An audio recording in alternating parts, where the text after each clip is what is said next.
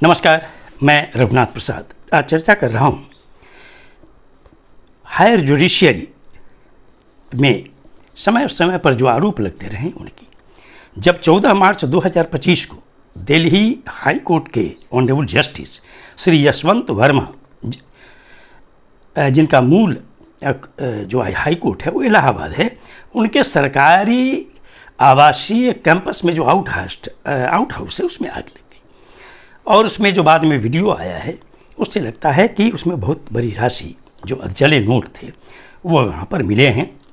जो रिपोर्ट और जो स्टेटमेंट आए, चाहे वो फायर ब्रिगेड के सबसे बड़े पदाधिकारी का हो या दिल्ली पुलिस कमिश्नर का हो या हाई कोर्ट के चीफ जस्टिस दिल्ली ने जो रिपोर्ट भेजा सुप्रीम कोर्ट को, और सुप्रीम कोर्ट ने जो 2 बार बैठकें की कॉलेजियम की श्री यशवंत वर्मा को इलाहाबाद हाई कोर्ट भेजने की, और इलाहाबाद हाई कोर्ट का जो बार एसोसिएशन है उनका जो रिएक्शन आया, इन सभी को देखते हुए सच अगर पूछिए तो भारत की हायर जुडिशियरी, जिनकी एक प्रतिष्ठा न केवल अपने देश में है वरन विदेशों में भी है, उस पर बहुत बड़ा आघात पहुंचा है। और मैं समझता हूं कि सुप्रीम कोर्ट भी इससे आहत है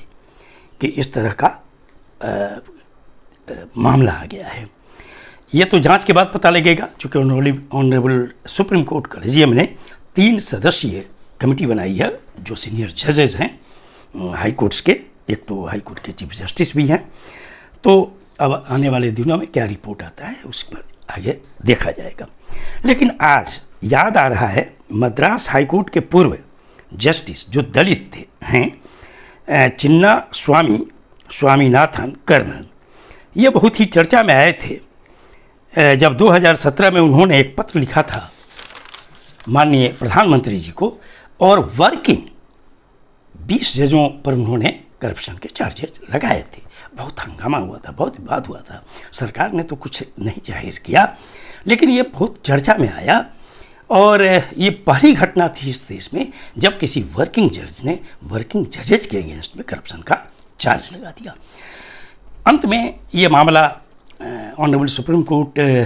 में पहुंचा और ऑनरेबल सुप्रीम कोर्ट ने कंटेम्प्ट ऑफ कोर्ट का चार्जेस लगाकर इनकी मामले की सुनवाई की,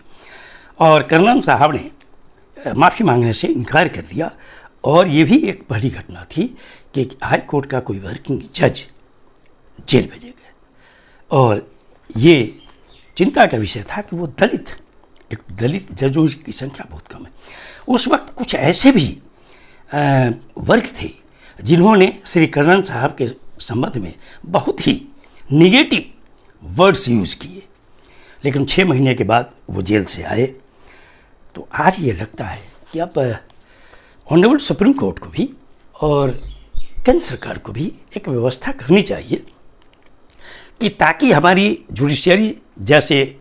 नाम कमा रही थी पहले उस तरह का आए, और एक इसमें कोई नहीं होना चाहिए कि क्यों इनकी जांच होगी। एक व्यवस्था होनी चाहिए, उसमें चीफ जस्टिस ऑफ इंडिया की सहमति से केंद्र सरकार व्यवस्था कर सकती है कि ऑनरेबल सुप्रीम कोर्ट के जितने जजेज हों उन पर अगर किसी तरह की शिकायत आती है तो लोकपाल के दायरे में अन्य जो हैं मंत्रीगण हैं या बड़े बड़े पदाधिकारी वगैरह हैं, एक माने लिमिटेड तरीके से ही, लेकिन एक क्षेत्राधिकार लोकपाल को मिलना चाहिए। जहाँ तक हाई कोर्ट जजेस का सवाल है तो हाई कोर्ट के जो चीफ जस्टिस हों उनको लोकपाल के अधीन सुनने का कोई रास्ता निकाला जाना चाहिए, जबकि अन्य जो जजेज हैं उनके लिए जो राज्यों में लोकायुक्त हैं उनको क्षेत्राधिकार दिया जाना चाहिए। जहाँ तक जो डिस्ट्रिक्ट कोर्ट है और सब डिविजनल कोर्ट्स हैं उनके लिए जो डिस्ट्रिक्ट जज और एडीजे हों उनके विरुद्ध अगर कोई कंप्लेन आता है तो डीजी रैंक के जो पुलिस अफसर हों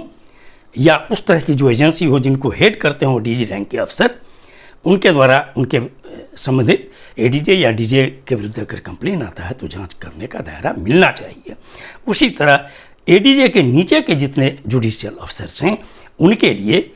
भी व्यवस्था होनी चाहिए कि जो एडीजी रैंक के अफसर हों और वैसी एजेंसी जिनको हेड करते होंगे कम से कम एडीजी रैंक के अफसर, उनके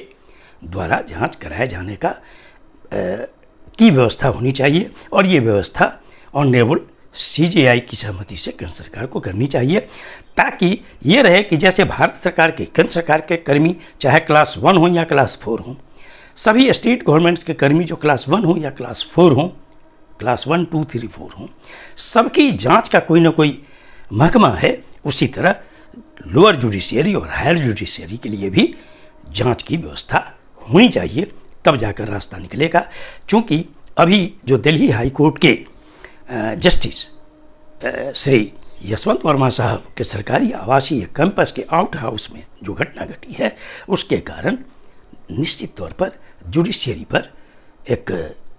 कहिए कि बहुत बड़ा दाग लगा है। अब तो चूँकि त्रिसदस्यीय कमेटी जांच कर रही है, आने वाले कल में इसकी स्थिति पता लगेगी। हमारे देश के हित में जरूर है कि सेंट्रल और स्टेट गवर्नमेंट के अफसर्स और एम्प्लॉयज़ की तरह कोई ना कोई व्यवस्था जुडिशियरी के लिए भी होनी चाहिए। ये वीडियो आपको अच्छा लगा हो तो निश्चित तौर पर लाइक करें, शेयर करें। अब तक मेरे चैनल को आपने सब्सक्राइब नहीं किया, सब्सक्राइब करें, बेल आइकन को टच करें, ताकि मेरे हर आने वाले वीडियो का नोटिफिकेशन आपको तुरंत मिल जाए। आप सभी लोगों के लिए शुभकामनाएं। धन्यवाद। जय